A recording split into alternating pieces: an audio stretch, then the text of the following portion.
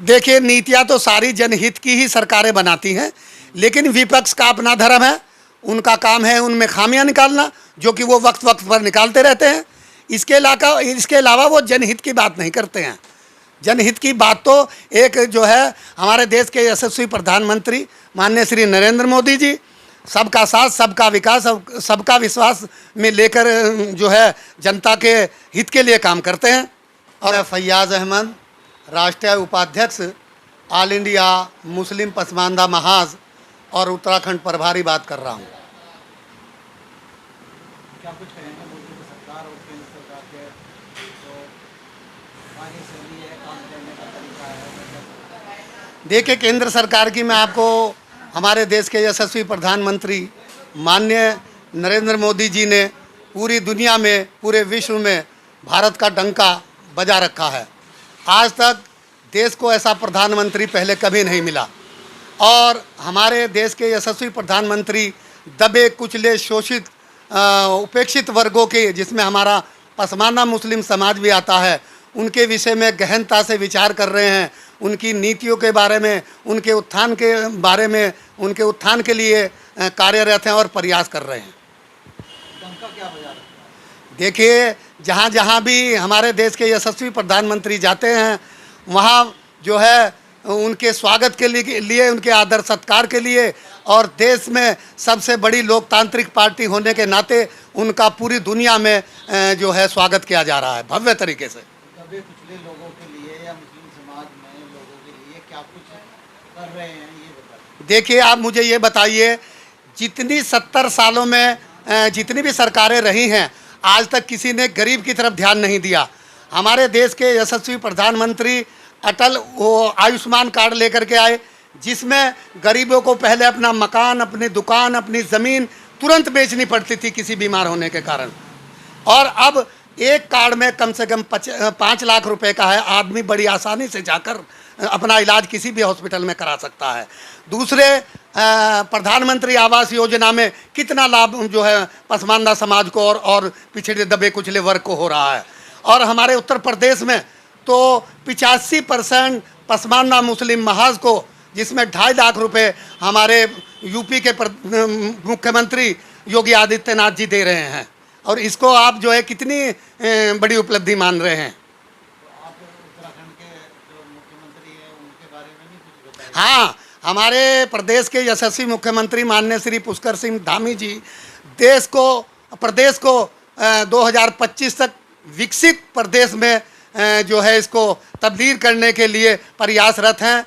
और उन्होंने यहाँ पर लैंड जिहाद का खात्मा किया है। जिन लोगों ने अवैध कब्जे किए हुए थे, उन भूमि को अवैध कब्जों से छुड़ाया है और लगातार प्रदेश के हित में काम करते चले जा रहे हैं, और प्रदेश में उनकी लोकप्रियता और देश में दिन बर दिन बढ़ती चली जा रही है। लैंड जिहाद क्या होता है?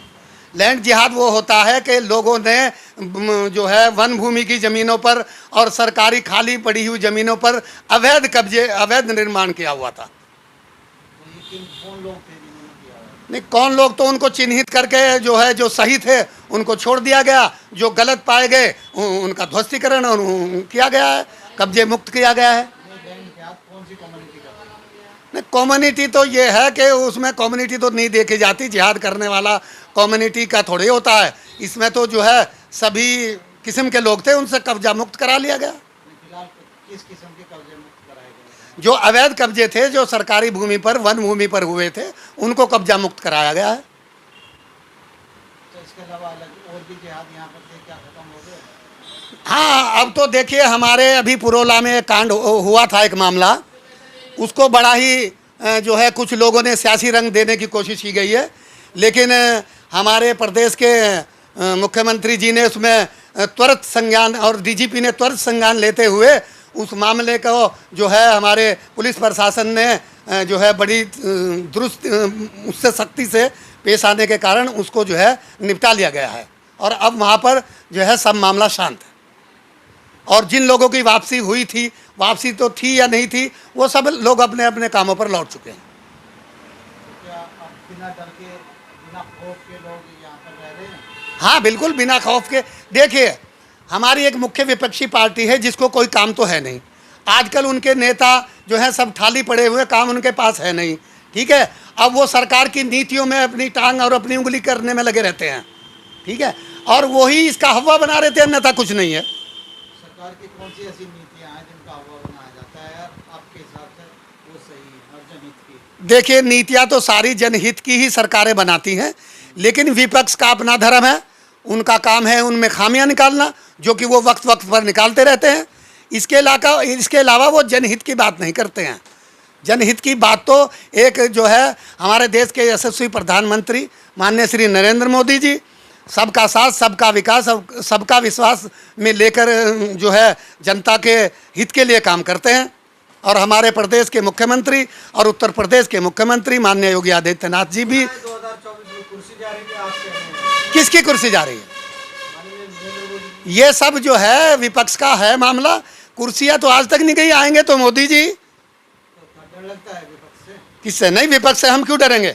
विपक्ष से क्या मतलब है डरने का? हमारी नीतियां कोई जनता के खिलाफ थोड़ा ही हैं जो हम विपक्ष से डरेंगे। विपक्ष तो कहता है सारे तंत्र आपके पास हैं, आप गलत इस्तेमाल कर रहे हैं कि ईडी है, सीबीआई है, राह है, आईबी है।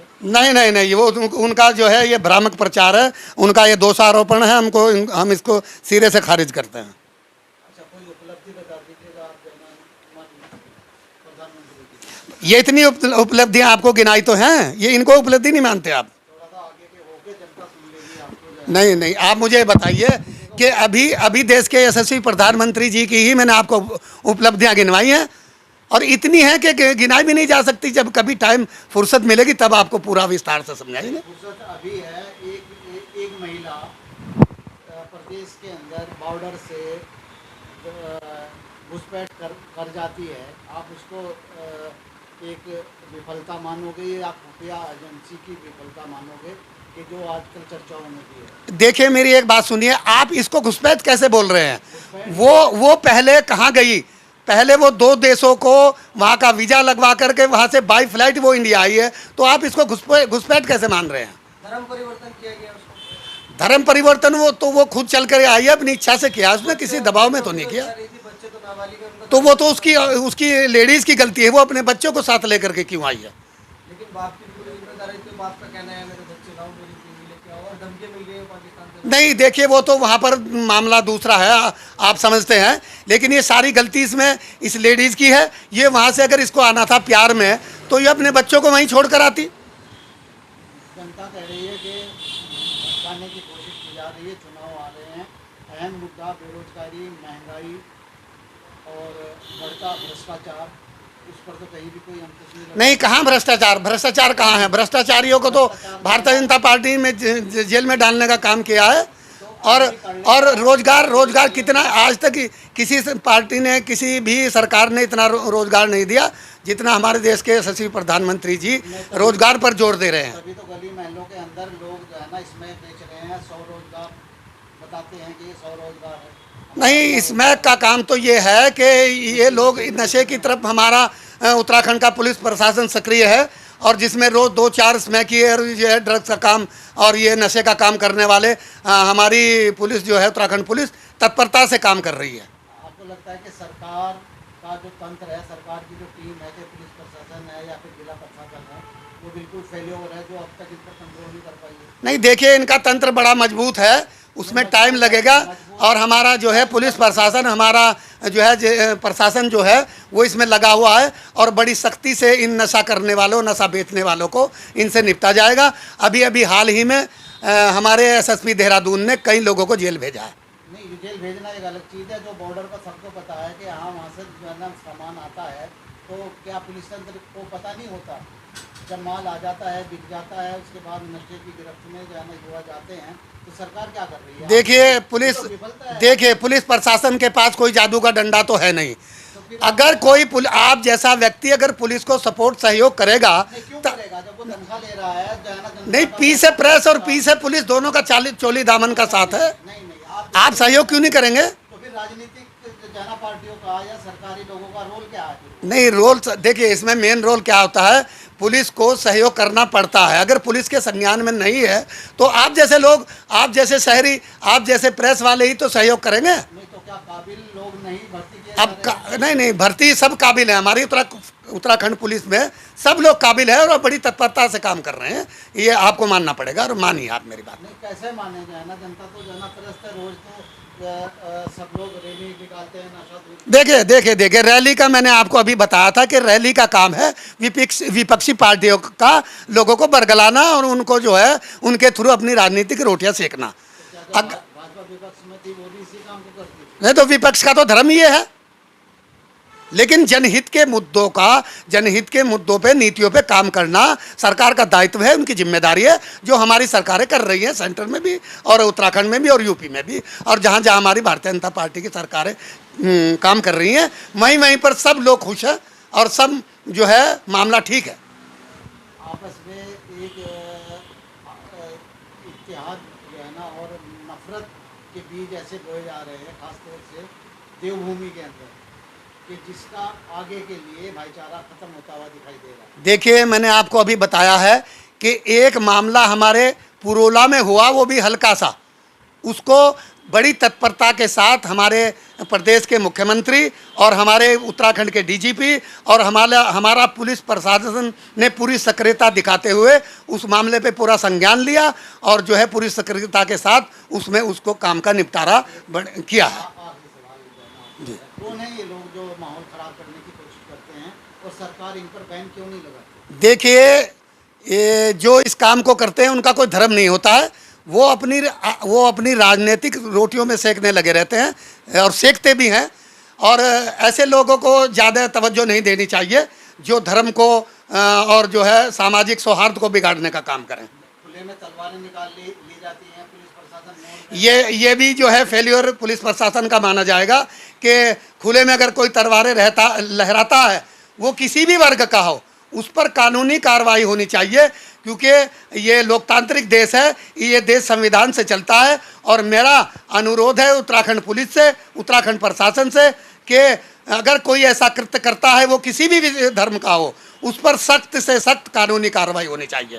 परसों का मामला है, विकास नगर से मुस्लिम लड़के की लाश मिली है, उस पर क्या कहेंगे? अभी तक पुलिस को कुछ नहीं मिला। नहीं तो पुलिस नहीं पुलिस जो है उसकी पता लगाने का प्रयास कर रही है ना, जब पता लग जाएगा तो उसके साथ क्या हुआ पुलिस जांच में जुटी हुई है। कब तक जांच चलेगी? नहीं ये तो पुलिस का मामला है ना कि वो जांच में लगी हुई है, अभी तक कोई तथ्य उनके सामने नहीं आया, जिस दिन आ जाएगा तो वो उसका पता लग जाएगा। ये तंत्र आपके हाथों में है, तो आप पुलिस के ऊपर क्यों जाना थोप रहे हैं? जिम्मेदारी आप क्यों नहीं लेते? नहीं, हम किस बात की जिम्मेदारी लेंगे? आप जो है ना अध्यक्ष भी है यहाँ पर, जो है ना पसमंदा समाज के, सरकार आपकी है। नहीं वो बात आपकी ठीक है, लेकिन काम तो जांच का काम तो पुलिस का है ना, पुलिस करेगी ना अपने कानून के तरीके से। नहीं पुलिस काम कर रही है। संतुष्ट नहीं है उसके काम से? कौन संतुष्ट नहीं है? पब्लिक नहीं पब्लिक संतुष्ट हो जाए ना, अभी तो टाइम तो जांच में देखो टाइम तो लगता है ना। भी बयान देते हैं, उसके बाद नहीं तो एसएसपी देखिए किसी को ऐसे ही तो जेल में पकड़ के नहीं ठूस देंगे। जब अपराधी का पता लगेगा, हत्या है या आत्महत्या है, जब तथ्य सामने आएंगे तभी तो कार्रवाई करेगी पुलिस, तभी मीडिया के सामने आप लोगों के सामने आ जाएगा। ठीक है, धन्यवाद।